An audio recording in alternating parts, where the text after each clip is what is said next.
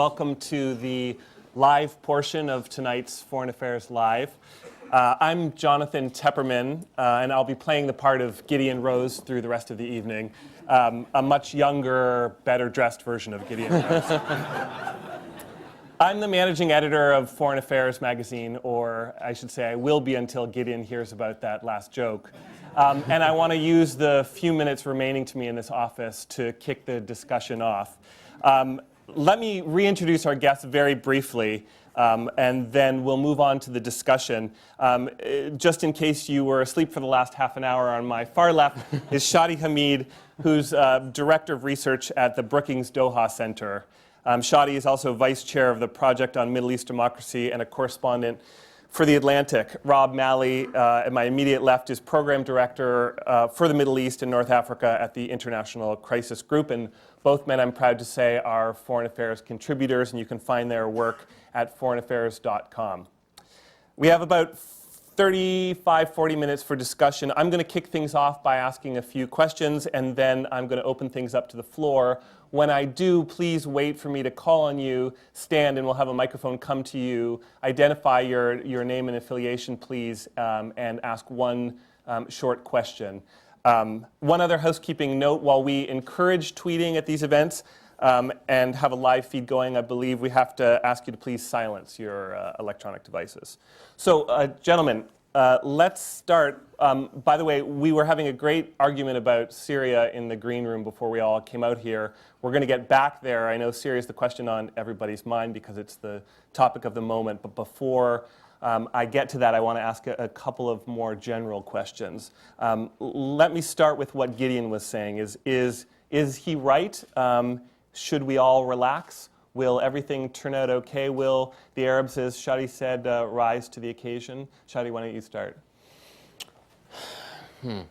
Well, I don't think this is a time for us to step back. I mean, and as I suggested in my comments in the video, I think this could be, or perhaps could have been, the best opportunity for the U.S. And I don't think we've seized it. And I worry that the window of opportunity is closing. This being Syria or the spring? The whole Arab Spring, because if you look at a number of countries, with the exception of Tunisia, it's not looking very good. I mean, our closest ally, Egypt, essentially held several American citizens hostage, and they had to stay in the U.S. embassy because if they went out, they'd be arrested. And Libya, the revolution worked. The opposition was able to gain power, but now there are very serious challenges where certain groups want to have autonomy from the rest of the country, where different militant forces are fighting each other. So that strengthens the argument for more international intervention, not less, because there is a chance that we'll go backward. There is a chance that autocrats could rise again. If anything, that's why I think that this is the time for the U.S. to fundamentally reassess its foreign policy, and along with our allies, because of course it can't be a unilateral sort of thing, but with Europe, with Turkey, with other emerging democracies, we have to find how we can help, how we can support these transitions. I mean, the Obama administration is committing between $1 to $2 billion to Egypt. That's quite frankly embarrassing. That's a very small amount considering what Egypt has to face. So, I know there's budgetary constraints here, but that's why I think there has to be bold leadership, and we need an administration to make the case to the American people that it's in our interest and it's in line with our ideals to do more. Rob, let me turn to you. First of all, do you have faith that the arc of history will bend towards justice and democracy in the Middle East on its own? And if not, what does the United States do? There's a tension here. The Washington is under pressure on the one hand to do more. On the other hand, as we saw with Egypt in the NGO incident, the United States leverage is limited, and perhaps more limited than it's ever been before. How should Washington strike that balance? Can it strike that balance? I think my weakest course in high school is geometry, so I don't know much about arcs or any geometric figures. I think we have a tendency to go from one extreme to the other. There was one extreme that the Middle East, the Arab world, would never get out of its status quo, that it was forever going to be stuck in authoritarian regimes. And now, I don't want to take a shot at Gideon because he's not here, but you led the way. By all means. But this notion that everything is going to turn out okay, they want everything that we want, they now have joined. I mean, they're not other, and they're not like us, and I think we have to accept that. And by the way, I'm of Arab descent, so it's not a matter of us and they, but we can't expect that everything that we believe in is now what everyone else believes in the entire world, not just the Arab world. I think we have a tendency to jump from one to another. Listen, I think as Shadi said, the picture right now is not one that would lend to great optimism. And if you're a Copt living in Egypt, you probably don't think that what happened was particularly positive. If you rose up in Egypt because of the economic conditions, you probably may have some nostalgia for the ways of the past, and we should be realistic about that. If you're living in Syria, if you're living in Bahrain, it's not as if things have tended towards the very positive outcome that some, I think, rushed to judgment at the beginning and said everything's going to be fine and they're all moving towards democracy. That's not where we are today. Now, you asked the question of what the U.S. should do. I agree with a lot of Shadi's analysis. I'm much less ambitious about what the U.S. can do. I don't think that this is, as Secretary Albright said, this is not an American story. It impacts the U.S., but to a large extent what these people were rising up against was not just material deprivation and the lack of democracy. It also was the fact that they felt that their policies were being dictated from overseas, and in particular from the U.S. The sense of wanting dignity was also a sense of trying to change what had been decades of having the sense that Mubarak and others had subcontracted decision-making to the United States. But without a firm push from the outside, what happens? Does the Arab Spring stop here? The Chinese and the Russians certainly would like it to. The Gulf monarchies would like it to. Shadi mentioned the case of the NGOs. I mean, what's remarkable, and maybe not remarkable, it shouldn't be surprising. Most Egyptians agreed with the SCAF, with the military authorities, in the way they treated not just American NGOs, but other NGOs as well. So it's not as if an American push is going to encounter this great wave of popular support. Again, there are mistakes we need to avoid, and there are things we could talk about more about what we should be doing. But the notion that because we're going to stand up for certain things in Egypt or elsewhere, that number one, it's going to restore our popularity. Number two, that people are going to listen to us. One of the things about democracy is that the people in power, my last comment, the SCAF, the military in power in Egypt, might care what the White House says. It cares much more about what the Egyptian people feel, because that's where their power depends on. Rob, but the reason that people don't like us and haven't liked us for such a long time is because we were supporting autocratic regimes for decades. Obviously, it's more complex than that. Israel-Palestine is central to that as well, but that was one of the major grievances. So if anything, I think there's something to be said for atonement, that we as Americans have to in some way atone for the sins of the past. I'll say something on leverage. I think the Obama administration, and I'm having trouble understanding why, seems to have a problem with the concept of leverage. Leverage only works if people take your threats seriously. So when we threatened to withhold aid to Egypt, the military in Egypt did not take that threat seriously. And they were right, because now we're planning on resuming the aid, even though the fundamental issues haven't been resolved. The Americans are still being charged. There is a war being waged against Egyptian NGOs. Nothing has fundamentally changed, but we gave in. On Bahrain, I've heard that, is the relocation of the Fifth Fleet on the table? Probably not, but let's say we did put it on the table. The Bahrainis wouldn't take us seriously on that because they know that we're not actually going to do that. The Syrians, they don't think we're actually going to consider military intervention. So our threats aren't credible. Okay, so you're criticizing the United States for not pushing hard enough, but isn't playing hardball precisely one of the reasons why the United States is so unpopular with governments and peoples in the region today? Well, I think there's a difference between good intervention and bad intervention. I don't think Arabs are against the principle of the U.S. being involved. And now, I think we should also remember, this is not the first Arab Spring. I know, it was a long time ago and everything, but there was a first Arab Spring in 2005 under the Bush administration. And I was living in Jordan at the time, and there was a real sense of opportunity and optimism.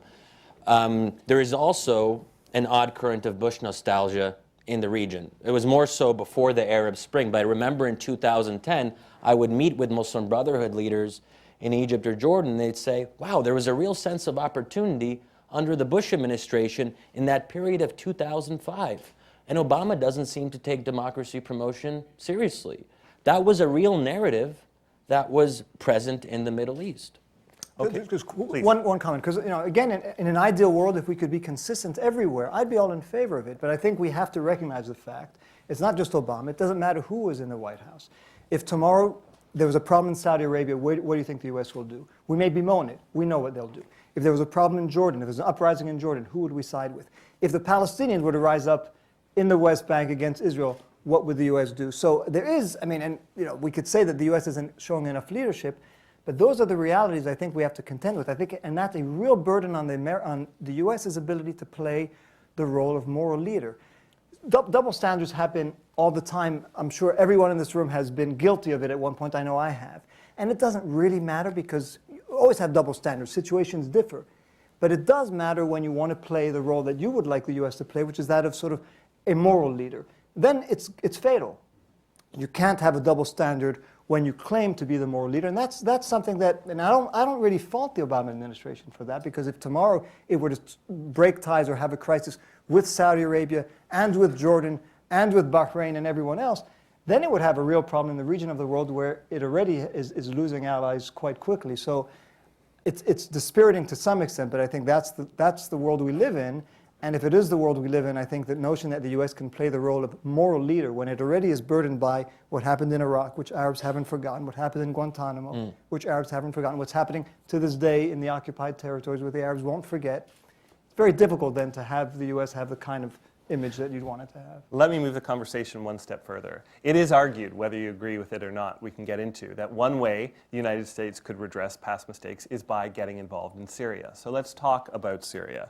At the moment, the rebels seem to be on the run. They're getting routed in Homs and in Idlib.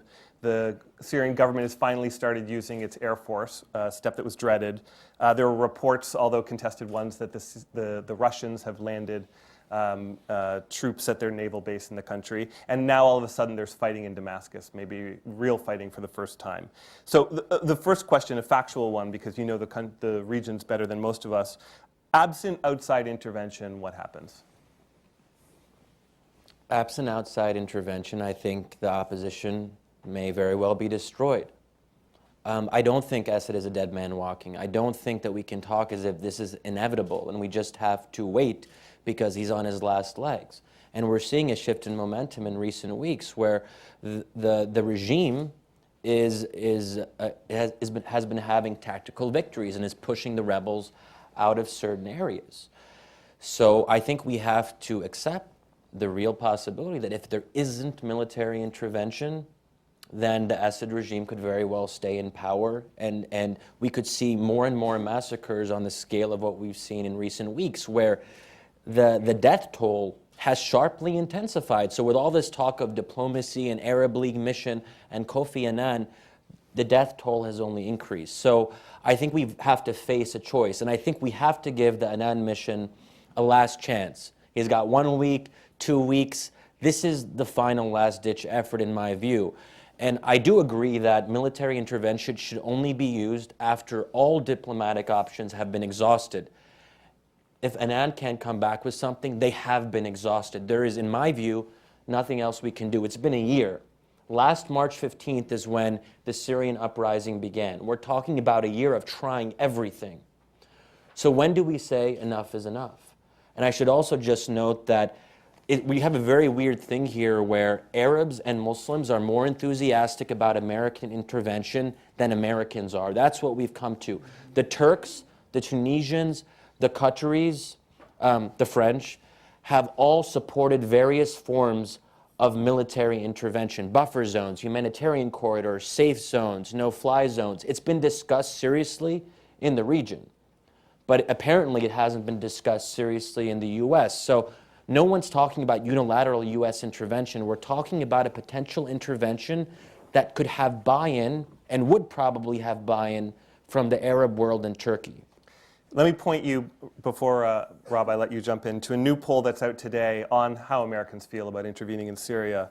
The numbers are a rough majority actually favor the creation of safe havens if, and this is an important caveat, somebody else sets them up. That's 48%. 48% favor the use of U.S. air power to support, defend those safe havens that somebody else has set up. But a vast majority of Americans, 3/4, oppose the use of any ground forces. Rob, what do you think Obama should do? Well, can I first come back to where we are, and you asked the question, Yeah. where things will go if there's no intervention. First of all, with or without intervention, I think it depends what kind of intervention, but we may end up in a pretty dark place. And there's some intervention taking place already. I mean, Iran is providing assistance to the regime, and some Arab countries appear to be giving financial and some military assistance to the opposition. The question, of course, is what kind of intervention? Where this is likely to go at this point, short of either a diplomatic breakthrough or some major change of the military balance on the ground, is a protracted civil war in which the regime is still there but is not in control of the country, and the opposition is still there but not able to overthrow the regime. And it's a sort of a combination of Iraq and Lebanon, sectarian civil war that could go on for a very long time, of a regime that's in place and the country beneath its feet is crumbling. I think that's a scenario that could take place even if there's military intervention. Now, I'm not allergic to all military interventions, although I think when it comes to the U.S. and the Middle East, I'm allergic to most of them at this point. Can't think of many that have ended successfully. But the problem I have with people all the ideas that Shadi mentioned, safe haven, humanitarian corridor, no-fly zone, for the most part, and I'm sure you may have developed them more, but they seem to me half-baked. People mention them because they want to do something. The worst reason to do something is to do something. It's almost always the rule of thumb. If you just want to do something because you're frustrated, okay, people have written about humanitarian safe havens. That means troops on the ground. Otherwise, you can't protect them. And we even saw when you do have troops on the ground what happened in Srebrenica. But without troops on the ground, it's a farce. So you need troops on the ground. Same for humanitarian corridor. A no-fly zone means weeks and weeks, according to the U.S. military, at least a month of sustained attacks on Syria's air defenses, which are far greater than anything Libya had. And the air defenses are intermingled in civilian areas, so you'll have collateral, people euphemistically call collateral damage. And then what? I mean, I'm not sure what any of these steps, short of an invasion or a step that's really meant to overthrow the regime, what does it do? It doesn't stop the war and may, in fact, in some level, intensify it. You would have an opposition that's going to become more militarized, possibly, and one would say perhaps probably more militant and perhaps more Islamist in its makeup, a regime that's going to fight to the end to survive. I don't see how that's good news and more regional countries jumping in. I mean, Syria has traditionally been perhaps the worst exporter of instability in the region. It could well become the worst or the best importer of instability because you'll have countries, not just bordering countries, but from afar, Iran, Saudi Arabia, Turkey, Qatar, that's going to invest in what has now become a proxy war between all kinds of entities, and it will become even more so if we intervene. So I want to hear a cogent plan, and then we could assess the risks. And by the way, I think the administration has considered them, and that's precisely why President Obama at this point has said he hasn't heard of any that make sense to him. But Rob, I didn't want to let you out of the hot seat so easily, because it sounds like you're describing a disaster if we do nothing and a disaster if we do something. So play policymaker for something. What do you do when faced with those choices? Well, like Shadi, I think that the emphasis now should be on trying to get the Kofi Annan mission to work. And to do that, it's not simply Kofi Annan being out there. The key for him is to try to get the Russians to put pressure on their allies in Syria. I mean, I would see, actually, I think the U.S. could play that role of talking to the Russians and saying, the way this is heading now is not going to be good for either one of us. It's certainly going to be good for us because we're going to be pressured to intervene, and I suspect that at some point, if nothing changes, the U.S. will intervene. Mm-hmm. I may not be, I'm not in favor of it, but I think the pressures will grow. The civil war will continue. That's not what we want. And the Russians are going to get exactly what they say they don't want, which is chaos, instability, the rise of Islamism, of jihadi Islam in the region. So you could have that conversation and say, we need to come up with a political plan that won't give either side everything they want. Bashar ultimately will have to go. It won't be a precondition, but there'll be a transition, and at the end there'll be elections, and one expects that he won't prevail. But the opposition is not going to get the complete overhaul of the regime. It's going to be much more gradual, perhaps looking more like Yemen than other countries, than Iraq certainly. Perhaps there's that play that needs to be made, but it means believing in it, investing in it, not a week or two. I think if you're waiting a week or two, then I could guarantee that it's not going to work. The Russians need to be brought on board. It's going to take some time, and the Americans have to be prepared. Well, the allies of the regime have to be prepared to put pressure on the regime, and the allies of the opposition have to be prepared. If I just jump in, I mean, what I've argued is that the threat of military intervention and diplomacy have to go hand in hand. I think choosing one or the other, that's a false choice. I just don't see why Assad would alter his calculations. He believes that he's going to win right now. The only thing in my view that will alter that calculation is a credible threat of military force. So I think actually that military intervention, or the prospect of it, would actually breathe new life into diplomatic efforts. Let's recall Libya. It was only after the NATO operation started that Gaddafi's regime began talking about offering concessions to the opposition. And there was a lot of back and forth. It's not as if diplomacy stopped once military intervention started. So I think that's something that we have to keep in mind. It's very quick, because I want to hear what again, I'm open to, although my instincts tell me that's a bad idea, but I still haven't heard what military intervention, what do you do about their air defenses, what do you do about their chemical weapons, what do you do about the risk of sectarian war intensifying, what do you do about the risk of outsiders coming in? Yeah, Rob, we might want to do something, but we have to think these through. What I'm worried about is now we have this new standard of military intervention that if it's slightly more difficult than Libya, we shouldn't do it. No. But nothing is going to be as easy as Libya ever again. And okay, so I mean, there's a variety. That's like saying anything that's easier than Iraq we should do. I mean, that's not my standard. It's not harder than Libya. I just want something that makes sense. Yeah. Okay. So I think one possibility, and the one that's been discussed the most, is establishing safe zones. So you would designate similar to in some ways Bosnia, where you would have internationally designated safe zones.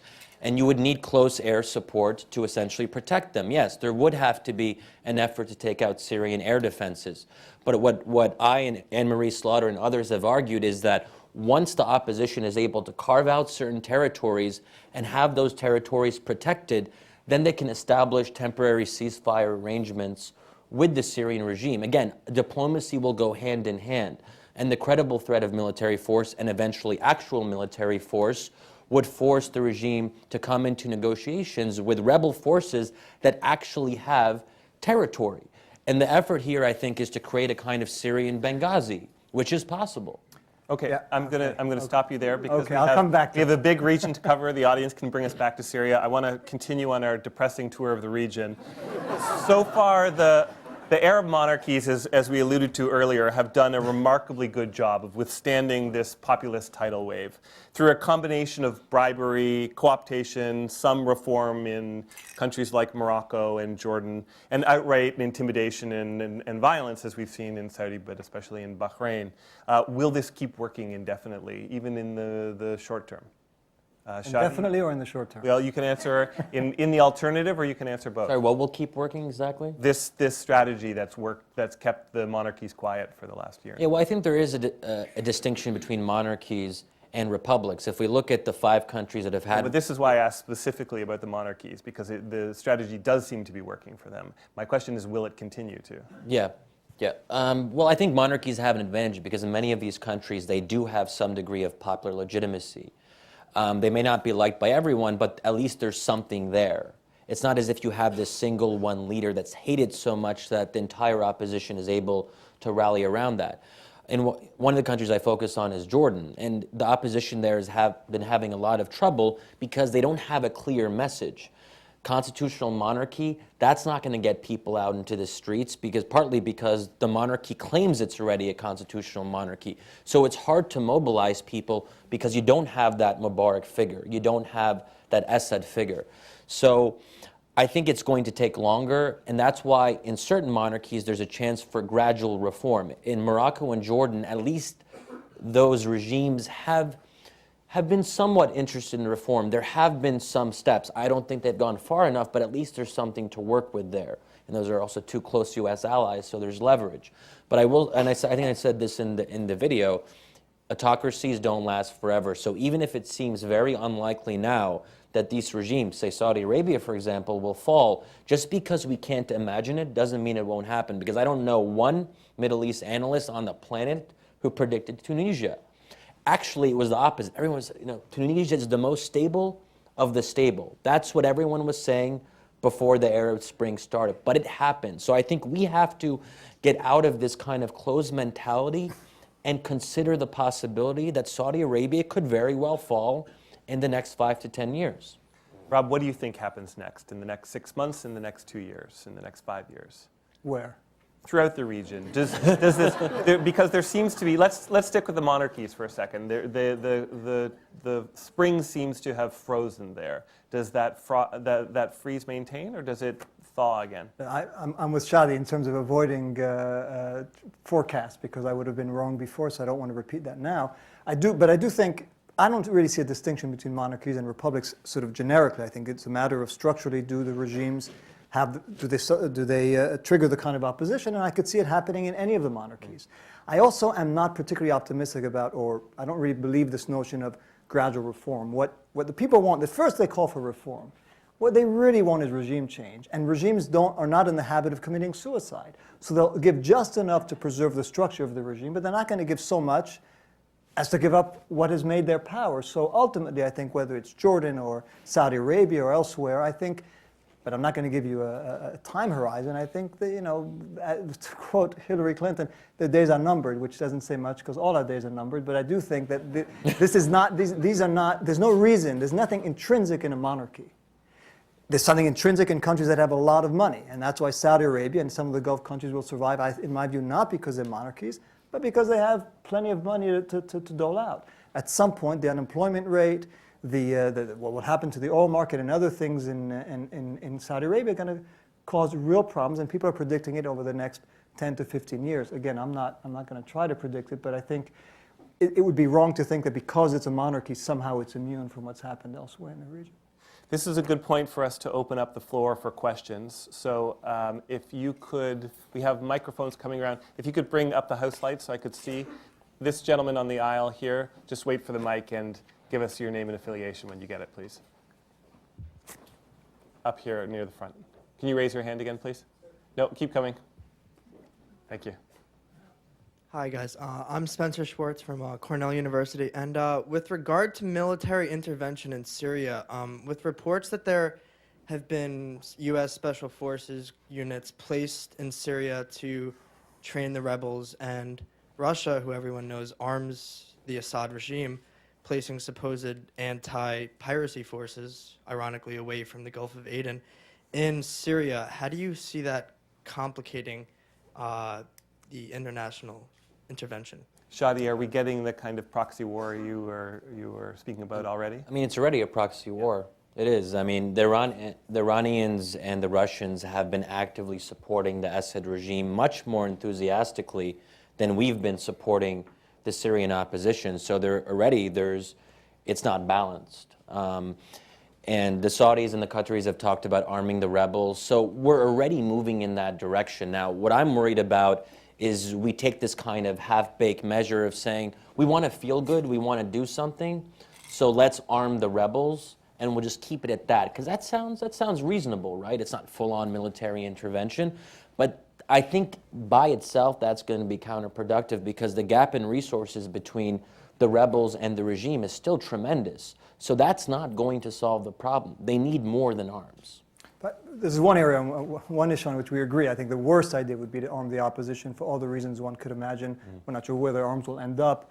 They could end up fighting each other. They might commit massacres with the weapons that we've given them. So I think we agree on that. I do want to simply say that, because again, this is an issue that I could see would keep many people awake at night because of what's happening in Syria. But every expert I've spoken to who's dealt with safe havens throughout the world has said it doesn't work. And it won't work in Syria for all the reasons that I tried to describe earlier. It won't change the dynamic. So you'll have people who are going to be armed in one area. It's going to have to be protected by ground troops. It's going to have to be protected from the air, which means going to war basically with Syria. It's not. I think that falls in the same category, although less harmful than arming the opposition, but the same category of half-baked answers for people who are legitimately frustrated by the lack of a good alternative, and we're going to jump to something that I don't think is going to solve the problem and could make it worse. Now, Shadi, how do you feel about a more full-baked option for Syria, a more robust intervention of some kind? Yeah, that's what I support. So not just safe havens, but what? Well, yeah, I mean, when people talk about military intervention, I think sometimes we're not clear on what we mean. Right. So when people talk about humanitarian corridors as something that is short of military intervention, no, that is a form of military intervention. I mean, safe zones, buffer zones, all of this requires some kind of military involvement. So be more specific. We're talking about Western air support. We're talking about training for the rebels. What exactly do you have in mind? Yeah, so there would have to be arming and training of the rebels as a very basic thing, but for me that's more just an issue that everyone has a right to defend themselves from slaughter, and we have to give them the arms so they can do that very basic thing. But beyond that, I would like to see the Turks and the Arabs taking the lead. And Turkey is in a position to play that kind of leadership role. They've talked about it internally. There isn't a robust debate in Turkey about whether or not the time has come to establish a safe zone along the border, because the refugee problem is getting worse for them every day. But there will have to be Western air support.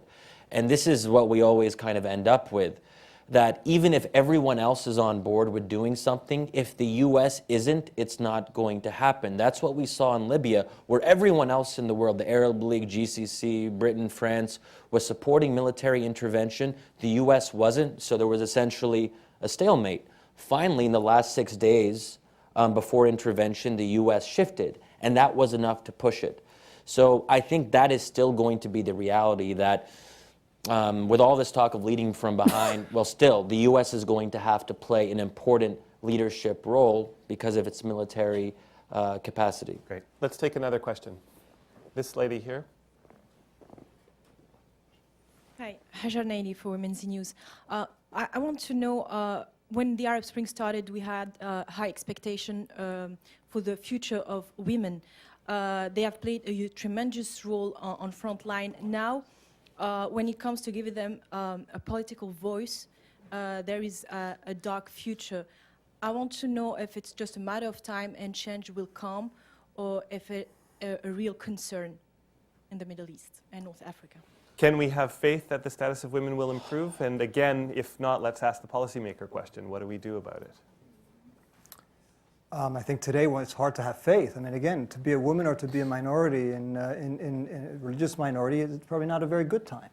That may well change, because women may take matters in their own hands. They may start protesting themselves. But if you just take a snapshot today and you project, it's not as if we're seeing the trends or the arc of history bending, to use your words, towards greater rights for women or greater rights for religious minorities. That's not where things are headed. I think many people saw that at the time. It doesn't mean that one should have been against the uprising, but to have a very realistic view that it was not going to be everything that some of the most enthusiastic Pollyannish Western commentators who thought that they saw their own reflection in what was happening in the Arab world. So, let me see how I should phrase this. I was speaking at an event yesterday, and I got into this topic. I got into some trouble. So let me just try to be Try and replicate that here. Yeah. Please. Let me just try to be clear.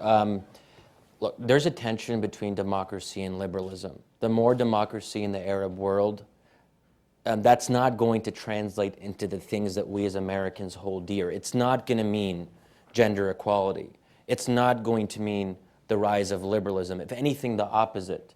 I think what we may be seeing is the rise of illiberal democracy. And you know what? I don't particularly have a problem with that, because I'm a small d Democrat. I don't think that, myself as an American, I have the right to come in and tell Arabs they have to be liberal, or to share our own notions of gender equality. My bottom line is that Arabs have to make their own decisions. If 75% of Egyptians want to vote for either the Muslim Brotherhood or ultra-conservative Salafis, that is their choice, and we have to respect that. And part of the mistake of the last 5 decades is we weren't willing to let Arabs make their own choices. And I think we have to come to terms, as Rob is saying, that there isn't a real constituency in a place like Egypt for gender equality. Yes, there may be a constituency for women's empowerment, but these are two different things. And for example, and examples are so many, there was a YouGov poll last March where only 18% of Egyptians said they supported the idea of a female president. And the list goes on beyond women's rights. There was a December 2010 Pew poll where 82% of Egyptians believed that adulterers should be stoned. 77% said they supported the hands of thieves being cut off. Okay, but Shadi, why should the U.S. use the leverage that you've described and it having and criticize it for not using more to push for democracy for some Egyptians, say, but not all Egyptians? So what do you mean? What do you mean? Well, if the Egyptians choose to disenfranchise, use their new democratic powers to disenfranchise some Egyptians, to oppress women, to reduce the rights of minorities, why should the United States not use its influence to Right. I think what we can all agree on is that there has to be basic non-negotiable principles, preferably in the Constitution itself. So equality before the law is fundamental to whatever kind of democracy we're talking about. And that's actually something that the Muslim Brotherhood and even some Salafis say they agree with. Now, so that's why I think that there is a general consensus that women have the right to vote in a place like Egypt. I don't think that's going to be rolled back. But when we get into family law, personal status law, divorce proceedings, things of that nature that have traditionally been the realm of family law, and so each community, so the Christian community in Egypt has traditionally overseen its own religious affairs, and the Muslim community its own religious affairs. Yeah, I want to interject. I mean, I don't have any. I think they should have the right to govern themselves the way they want to govern themselves. I've been saying for years, well before the Arab Spring, that we shouldn't have the hostile attitude we had towards the Muslim Brotherhood. But I think it's a different matter to answer your question. I mean, I forget who asked the question about what the U.S. should do. It doesn't mean that we should support democratic and support regimes that are moving in a way that are antithetical to our values when it comes to women or religious minorities. It doesn't mean that we try to undermine them or we try to overthrow them. But I think it's sort of odd if our position is that we are taking a moral stand in favor of democracy, and some of these countries then implement policies that are truly at odds with what we say we believe in. That wouldn't affect how we act. So I'm not sure how you reconcile a support for the idea of democracy, but turning a blind eye to some things that we may object. Yeah, I'm not saying we turn a blind eye to it, but I think we have to just realize that there's sometimes going to be a trade-off. And I think, if we have to choose between liberalism and democracy, I would prefer that we err on the side of the latter. That's all I'm saying. Yes, to the extent possible, we should push for women's rights, but we just have to go into it knowing that it's going to be very difficult. And ultimately, these cultural changes are going to have to come from within. We can't just impose a quota in elections and say, 30% have to be represented and think that's going to solve the problem. It's much more deep-seated than that, and it's going to take a long time. So I'm just saying that we have to take that longer-term approach. Okay, let's take it's not another something we could question, please. impose. You here.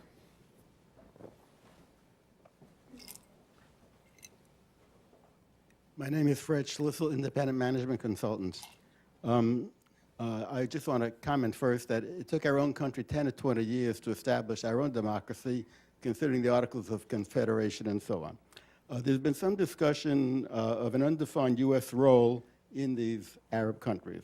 I'd like you to comment on whether a U.S. role is possible, considering the potential conflict and chaos that is likely to result from the deeply seated sectarian and tribal societies in these countries. The U.S. has no experience and no knowledge and no understanding of these kinds of societies. How can we possibly play a role? Well, and I think I said earlier, I would be very modest about the role we can play for that reason, and for the reason that historically, when we've tried to play in the domestic politics of any of the countries in the region, at best we've gotten it wrong. In most cases, it's come back to haunt us because we just don't know how to handle it for all the reasons you give. So I'm on the side of modesty when it comes to what the U.S. can do in terms of really playing with the internal politics. Again, we should avoid certain things. We don't have to give military assistance to countries if we don't approve of what they're doing, but to try to micromanage or to get into the kitchen.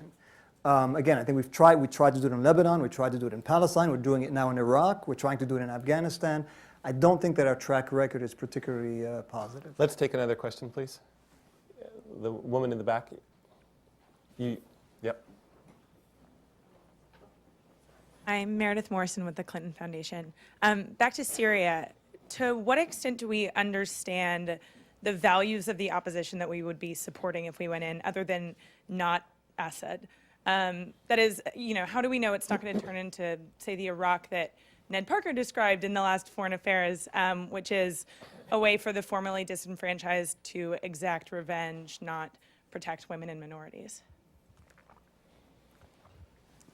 Want to take it? Listen, I don't know that we do know.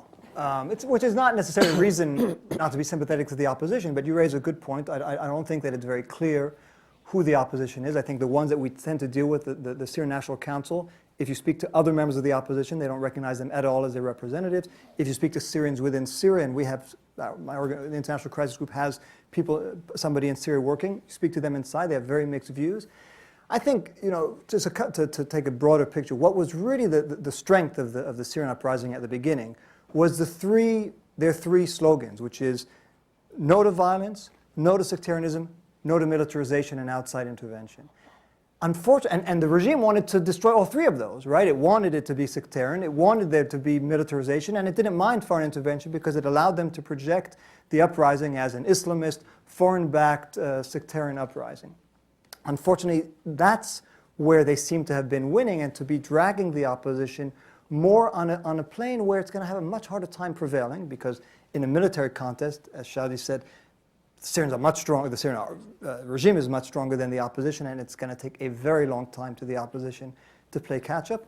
And on the sectarian game, the regime also has a lot of allies among minorities if it says, this is who you want us to be replaced with. That's still a minority of the opposition, but the more this drags on and the more they fall into that sort of the trap laid by the regime, which is to make it more sectarian, to make it more violent, and to sort of call for outside intervention. I think that's going to be a real problem for the opposition, which again is one of the reasons why I would be extremely reluctant, not reluctant, hostile to arming the opposition. Shadi, do you have a different view? Yeah. And specifically, do you have faith that we can rely on the opposition not to start a sectarian bloodbath? Right. Well, first of all, we do know about parts of the opposition. The Syrian National Council is a fairly representative body, and it's been recognized as a legitimate representative of the Syrian people by a number of countries. But in any case, you don't deal with the opposition you want, you deal with the opposition you have. There's never going to be a perfect opposition, and why would there be? Because, first of all, they live in a variety of different countries because the Assad regime hasn't allowed a public opposition to emerge because of the repressive situation. So yes, if in a new Syria, the Syrian Muslim Brotherhood could very well be the dominant party. Islamists do represent a major portion of the Syrian opposition. That's certainly true. Again, that shouldn't be surprising to anyone. Anywhere where there are democratic openings or free elections, Islamists will almost always be the dominant party. That's just the reality, and I don't see why that should prevent us from acting. But let me return to the speaker's question, because the Iraq parallel is an important one. How do we ensure that a formerly disenfranchised, in this case majority, as was the case in Iraq, doesn't use its newfound power to oppress its former oppressors? Well, various opposition groups have issued those kinds of guarantees, whether it's the Syrian Muslim Brotherhood or the Syrian National Council. They've tried to reassure minorities that if they do come to power, there won't be those kinds of reprisals. Obviously, there's no guarantees, which is why we also have to be honest. We couldn't just militarily intervene and then leave. We would have to be very active in the rebuilding of Syria thereafter and to play an influencing role with the opposition. And that's why we have to develop relationships with the Syrian Muslim Brotherhood, with other groups that are part of the Syrian National Council. So if and when they do come to power, they will listen to us and we can have some leverage. Please. I mean, first, if I were a minority in Syria, I'm not sure that I would take those guarantees very seriously, as you say, and I'm not sure I would trust them, particularly if I look at what's happening in the rest of the region. The second point you make, which may be theoretically correct, which is we'd have to be there after the fall of the regime, which I read as code word for having a presence on the ground. Again, we want to entangle ourselves after trying to extricate ourselves from Iraq and Afghanistan, now plunging into Syria, in a country that is going to be, however successfully the toppling of the regime occurs, when and if it occurs, it's going to be a very difficult situation with armed groups that are going to oppose the new order. I think you raised the Iraq analogy. I mean, three things, and the analogy is obviously very inaccurate in many ways, but three things that Iraqis will tell you that they learned from their experience, or that we could say that they ought to have learned from their experience in the rest of the world. The danger of relying on outside military intervention, the danger of relying on the West investing and the world investing in one group and saying they're the opposition, they represent the opposition. I'm not sure the SNC, it's probably more representative than Shalabi was, but nonetheless, I'm not sure how representative it is in Syria. And the third is the threat of sort of undoing everything in the old regime in the hopes of creating a new one. We saw what it meant to disband the Ba'ath Party. We saw what it meant to disband the army. So I think without trying to project too much from Iraq, let's at least keep those three lessons in mind. Thank you. Next question, please. In the back on the left. My name is Mehmet Kılıç from the Turkish Cultural Center in New York. When we talk about the Turkish democracy as a model for the Arab nations, But please make it a question. Sure. Thank you. But I have to say this before the question. The Prime Minister of Turkey, when he had his first visit to the Arab nations, he talked about the democracy and also the secularism in Turkey. But the people didn't really welcome the secularism part. How do you think the Arab nations will accept secularism, the separation of church and state, as they welcome democracy? Is there a Well, the secular basic answer is they won't. They won't. I mean, I can't even think of any Egyptian activist I know who publicly calls himself a secularist. There's a couple on Twitter, I guess, but actually ones that have influence, they don't call them that. The word in Arabic, Almani, is a bad word in Arabic. No one wants to be called that. And even the word liberal, there are actually liberal parties in Egypt that when they're campaigning, they don't call themselves liberal because liberal is a bad word in a lot of Egypt. Same in here. this country too. Yeah, right. So if anyone is hoping for the separation of mosque, well, there's different definitions of secularism, but if people are looking for what we consider to be secularism, they're not going to find it in most of the Arab world. Let's take another question, please. You here in the third row?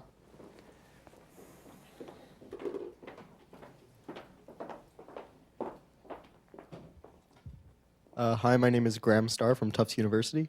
You talk a lot how the U.S. needs to at least put some intervention in, but you also contradict that by saying military intervention is probably the worst thing that can be done. It's to Rob. But does that mean that the only, I guess, position that the U.S. can take is sort of empowering civil society inside the countries to take their own action? And if so, how do we do that in places like where we're able to in Libya or in Egypt, or how do we do that in Syria? What are the good non-military options, if there are any? For what? For Syria or for? I guess I guess we could make it a two-part question. How do you develop civil society in Libya and Egypt, or how do you use non-military intervention in Syria? I mean, I think I tried to answer the question earlier. I don't think we're going to develop civil society anywhere.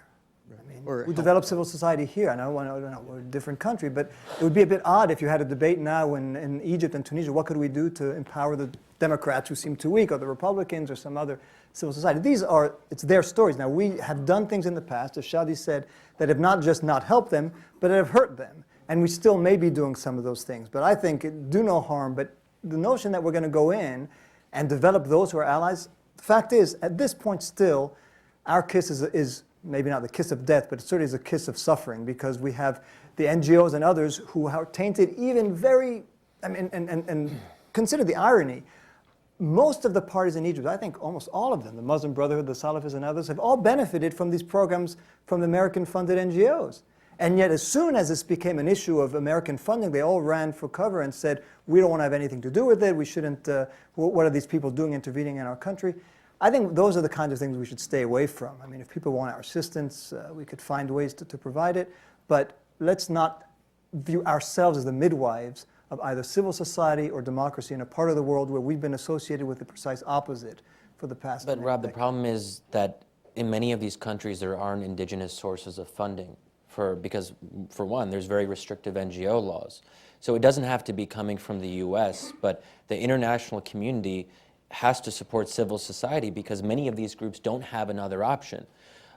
Many of the NGOs I've dealt with in Egypt get almost all of their funding from Western sources. And some of them are doing very important work.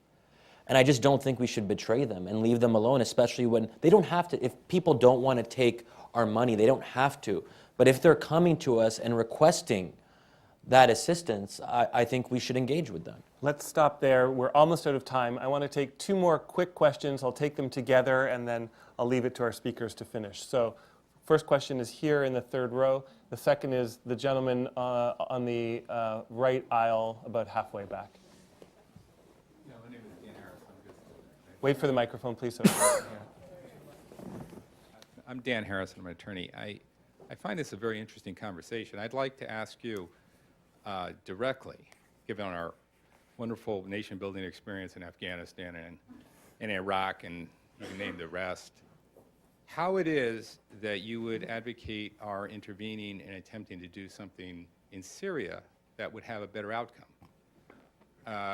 Let's keep it there because we need to. We're almost out of time. The question at the back, please. Yes, Christian Russell. I represent the financial sector. I was wondering if you could briefly comment on how. Then this is I the won't entire ask a financial. I won't sector ask an you'll speak economic for? related question. I was wondering if you could just briefly comment on how this, or the uprising has affected Iranians' presence on the Arab Street, if you could. Okay. Shadi, how do we avoid Afghanistan in Syria? And then if the two of you can reassure the financial sector about the mood of the Iranian street. Yeah. Okay, I don't think the analogy with Iraq is good because Iraq was not a humanitarian intervention. And it was a mistake. And I mean, I was against the war. I think Rob was probably against, right? So I mean, we're in agreement. We're in agreement about that. It was, and I think it's unfortunate that in some ways the Syrians are paying the price for our mistakes in Iraq. Because I think if Iraq didn't happen, people would be much more willing to consider humanitarian intervention as an organizing principle, and it is. It's supposed to be. It's called the responsibility to protect, which is a UN-endorsed norm. So I'm very hesitant about this Iraq comparison because we went in for the wrong reasons. We didn't have the right intentions. We didn't have a plan. And I think the better comparisons are with Kosovo and Bosnia. And yes, they were far from perfect, but at least I think we can say, looking back, that they worked out better and relatively good on balance. So, but that said, I don't want to give the impression that I take military intervention lightly. It's going to be very difficult, very risky. It could go very, very wrong. But I just happen to believe that it's the least bad of a set of very bad options. That's what we're dealing with. As for Iran, the good thing about the Arab Spring, if you really care about the Iran issue, is that Iran has never been more isolated than it is now.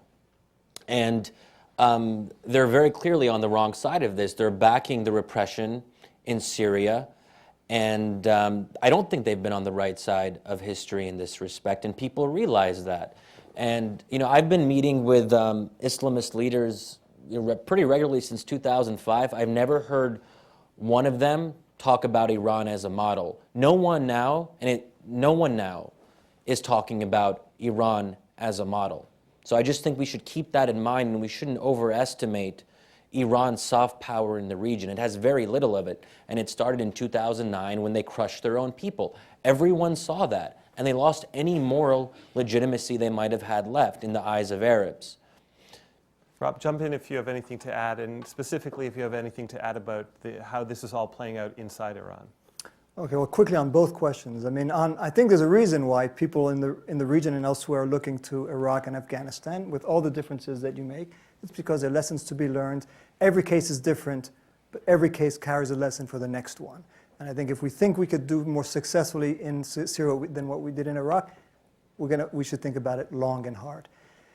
When it comes to Iran, I mean, I don't disagree that the Arab Spring has not been very kind to Iran. I think, ironically, two of those that have lost as a result of the Arab Spring are Iran and the U.S. The U.S. because it lost Mubarak, Iran because it may be losing Syria, and because it now has another model to compete with, which is not sort of the model of autocratic pro-American regimes. There's also these other sort of more unknown entities. Where does Egypt stand? Where does Tunisia stand? Where does Libya stand? I think that's made it more complicated.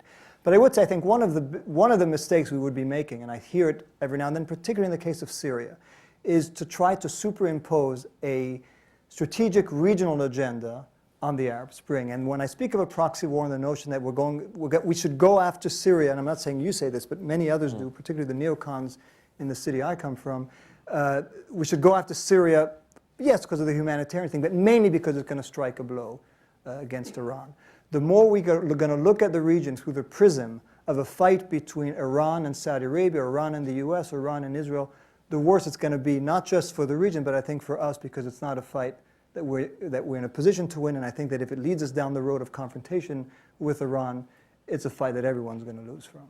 It's past 8 o'clock. I was hoping to hold out for a note of optimism, but it looks like it's eluded us. I thought we were so close on Iran, and it slipped away. So you've all been sitting very patiently for an hour and a half. Please join me in thanking our two guest speakers, and thank you all for coming.